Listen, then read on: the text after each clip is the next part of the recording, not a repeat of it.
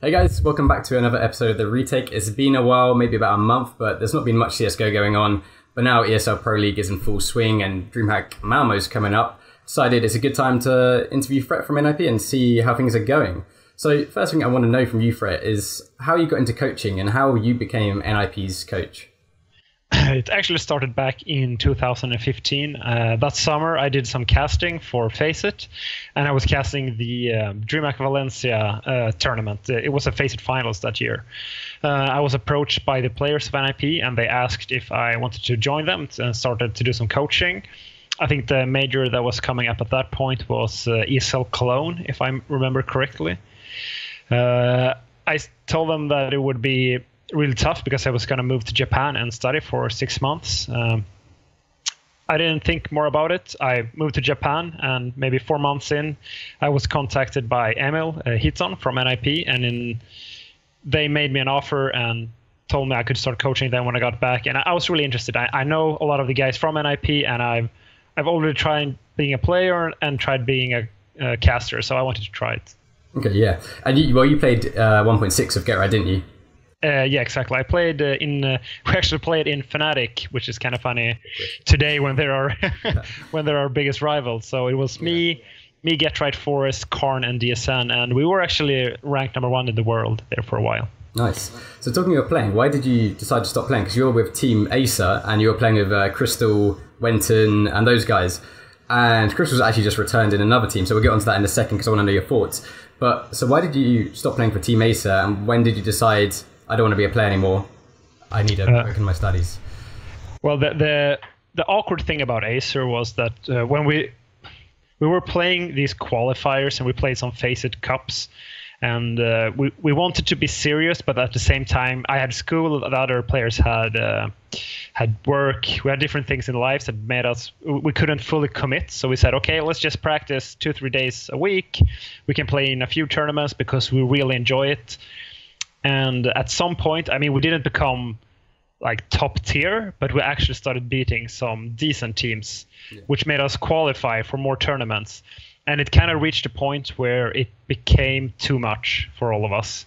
And at the same time, I was offered the casting job I talked about earlier from FACEIT, and I knew I was going to move to Japan, so I just told the guys, I'm going to leave the team. There's no point in me continuing since I'm moving.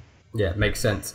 What's your thoughts on like other pros then coming back, like Gux and I mean Crystal's been around, but he's kind of been in and out. It seems really weird because when like RBK and Gob came back, they still had like 2,000 hours in the game. I think when Gux came back, he has 600 hours, and now he's got to catch up to everybody. Do you think it's actually doable? I don't know. The funny thing is he actually moved to the same town where I was studying, so I actually met him there randomly, and he's actually studying almost the same thing that I was. So if we can draw a parallel here to Team Acer, because it seems kind of similar. And when I talked with him there, this was before he made his comeback. He said he was really enjoying CSGO, but he was just going to do it casually. And I think he might have had the same problem I had when I started playing a bit more seriously when I built Acer, because when you're a competitive person, you easily get into the point where it's like, okay, I really need to compete again. So I think that's what's happening with Gux. And I actually think he might have a shot at becoming good because he's a very talented player. Yeah, sure. If he puts enough effort in, you know, who knows, he might be able to. I'm not sure about the rest of the lineup. I haven't seen much of them. Obviously, everyone knows Pau. Everyone knows, well, not everyone knows Crystal, but he's been around in and out of CSGO quite a bit. Okay, moving away from 1.6 and old players coming back and coaching and stuff like that, I want to move on to ESL Pro League because it's just started again. You've played 4 games. You have won 1, which was quite an epic comeback on Mirage against Na'Vi. Was that last night, I think? Yeah, it's last night. Yeah. But you've lost 3 at the same time. So what do you think you need to improve before Malmo? Why didn't you get the wins maybe? What didn't go so well and what did go well?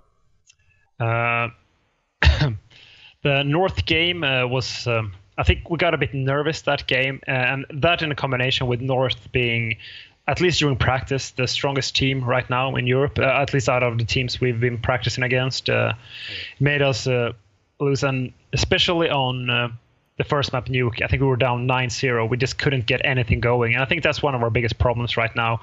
We usually can get into this place where we get a really bad start. And as you saw versus Navi as well, first map train, we got a bad start as CT. And on Mirage, we were down like 10-1 at one point, I think. Yeah, well, you're behind, but you managed to come back. And do you think that's something the younger players need to learn, like Res and Draken? They need to be able to come back from behind because maybe they're not used to it or have less experience than the older guys or the veterans of the team? I'm not really sure. I think they handle the combat pressure quite decently. I think they just it takes a while for them to get into the game, and I think that's why we're losing rounds early. And it's something we're going to work on. We're going to try to play more economy based in the beginning of a match and try not to get forced in a position where we're down 7-1 and we've only had weapons once. Yeah, fair enough. Okay, then. So moving on to a bit more of Malmo. What are your main strengths going into Malmo, and what do you think you need to improve from your Pro League games? So, as I talked about earlier, I think it's all about us getting a good start. So we're going to try to work on not only pistol rounds, but we're going to try to work on either force buys or anti-force buys, because as most people know, it's become a crucial part in CSGO, especially with the latest nerf to the Tech 9. It's actually changed a lot because now people prefer the CZ. Some people try to get used to the new Tech 9, and I don't think any team is comfortable yet with the changes. So I think it's going to be really important for us to be ahead in that regard. Okay, yeah. It's vital to get off to a good start for NIP then.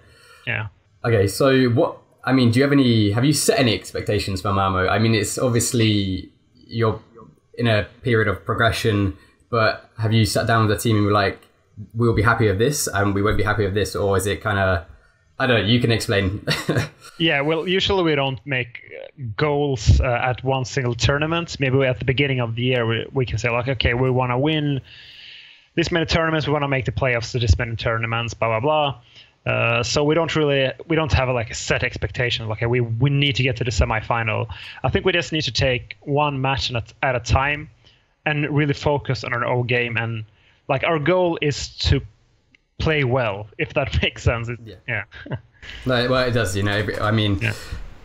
You might lose, but if you've improved and showed progress, I guess there's some positives to take away from the tournament. Yeah. Obviously, you guys hold the title, so you obviously want to retain it. But everyone's going for that. Everyone's practicing a lot right now. Everyone's boot camping, so it's easier said than done. Okay, then, how have you guys been working your map pool? Because I mean, we saw in ESL Cologne, you guys, I think you won 4 maps on cash, and then I think was that it or? Yeah, I think that was entire. No, those actually the only maps we won were in Cologne, because we were a bit surprised because in practice, I mean, it was a decent map, but it was not our best map by any means. Okay. So we won the first game versus Cloud9. The second was against G2, and when we crushed them, we felt like what's going on with our catch? It was a great victory, yeah. Yeah, and at that point we were okay. We're not going to watch any cash demos. Everyone's going to veto it against us. And then we went up versus Mouse Sports. They had 3 vetoes, and still we ended up with cash. So that was a bit surprising. Yeah. And I actually think that's quite a good thing, because it means there's less information on us in like what maps we actually prefer to play. We played DreamHack Valencia, a smaller tournament, and we had a few maps here online. But it's really nice for us to play in the dark. Like, people don't really know what to expect from our map pool. Well, do you expect people can be vetoing cash this tournament, DreamHack Malmo? Do you think people are going to be their go-to ban against NIP? As a lot of teams have a perma ban, so we might still get it in best of 3s. But I think it's going to be a map people might consider banning in a best of 1. I mean, we did lose to Big in the online qualifier. But I think if the opposing team is trying to play using the tactic where you try to ban their opponent's best map, I think they're going to ban cash. Okay. So, I mean, can you say what other maps you've been working on, or do you not want to give anything away? I don't want to give anything away. Okay. Keep it a secret. We'll see DreamHack Valencia, DreamHack Malmo. You just said Valencia, so then I repeated it. But we'll be seeing your maps at we'll be seeing your maps at Malmo, I guess. Okay. And with the other teams going to Malmo as well, we should talk about roster changes a little bit. Do you think it's going to be harder to play against some of the teams now you don't know their play styles, because obviously some of it's changed, or do you think it's going to be easier because they haven't had as much time to prepare and they have to adapt to new players? FaZe, best example, Guardian and Olaf. So how do you think that's going to change the way you play against people, how you prepare against people? Well, it makes it a bit more scary because you don't know what to expect. And in a weird way, it makes my job a lot easier because there's nothing I can actually study before the game. Yeah. So we can just prepare our own game. And sometimes we practice against a team, but people don't usually give away their real game plan during practice. So our first game is actually against FaZe 2 days from now. So I don't really know what to expect, and I think it's going to be a really tough game. But at the same time, they don't even know their own map pool at this point. That's true. Yeah, I saw they played. On ESL Pro League, you can't really take too much away from it, but they played a few maps on Cash, and everyone was kind of surprised because Guardian doesn't like playing Cash, but having such a firepower, team full of firepower, you'd expect them to be good on Cash, just the way the map layout works and the tactics you use on it. Do you think, if you went, for example, let's hypothetically speak, if you went up against them on Cash, how would you think you would fare? I think it would be decent because our style on Cash is quite good against the aim-heavy style, as we saw versus both G2 and I would actually say mousesports to some degree as well. I think our slow-paced default style, like people can actually kind of know what we're going to try to do, but we're just trying to do it with a lot of discipline and not give any frags away. And if we can play to our Cologne standard on Cash, I think we could beat them, yes. Oh, for sure, definitely. Your Cash at Cologne was probably the best there. Probably the best team on Cash at Cologne. I don't know how it is now. Obviously, there's people have been on holiday, people have been boot camping, so it'd be interesting to see where everyone is. Yeah, so your group. Can you tell us who's in your group and how you see that group going? We have FaZe. That's the team we're playing the first game. We have Gambit and we have mousesports. And by far the favorites in our group is on paper it's FaZe. They did have a roster change, but their lineup, as I said, they have a lot of talent in that team.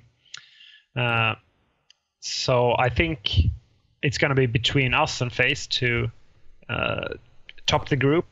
mousesports, I don't really know what to expect from their team with Sunny and Styko. Yeah, exactly. So they're going to be the odd one out. And even though Gambit won the major, and I think they're a good team, I don't really know how they're going to fare with their new player Fitch. They're a dark horse for me. I have no idea what to expect. I haven't seen too many of their games, but I saw some of the results and it doesn't look too promising. It's kind of like they lost Zeus and how they've lost their kind of all their, I don't know, just their ability to play as a team and make good decisions and stuff like that. So it'll be interesting to see how well they do and how well mousesports do. In fact, your whole group is interesting because 3 of the teams have made roster changes. You guys, you've made 2 recently-ish and are kind of, from Cologne on the up. So it'll be a very interesting dynamic between the group and who actually comes first and second. Are you guys at boot camp at the moment? How is that? We're boot camping right now in our office. We've been practicing for 2 days straight. We're going to Malmo tomorrow to do some photo shoot, and the tournament starts in 2 days. We've been doing a lot of practicing, which is needed after the vacation. We're trying to work on our map pool and just improve everything we know we're bad at and just put the hours in, because at the end of the day, that's what you need to do. Okay, fair enough. I think that's a good closing statement, actually. I think that encompasses everything, and that was a nice kind of setting the scene for DreamHack Malmo. So, guys, if you did enjoy the video, please subscribe. Thank you for watching, and go follow Fret on social media.